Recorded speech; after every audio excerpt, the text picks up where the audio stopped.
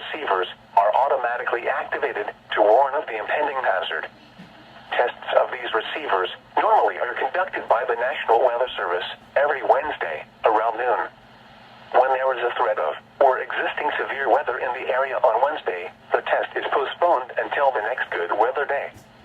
The warning alarm transmitted over this and other node radio stations in southern Wisconsin will normally be activated for watches and warnings that affect the following Wisconsin counties: Richland, Vernon, Adams, Juneau, Marquette, Waushara, Winnebago, Calumet, Manitowoc, Sauk, Columbia, Green Lake, Fond du Lac, Sheboygan, Dodge, Washington, Ozaukee, Iowa, Dane, Jefferson, Waukesha, Milwaukee, Lafayette, Greene, Rock, Walworth, Racine, and Kenosha.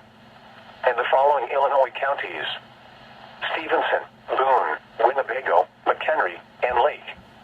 And all adjacent coastal waters of Lake Michigan,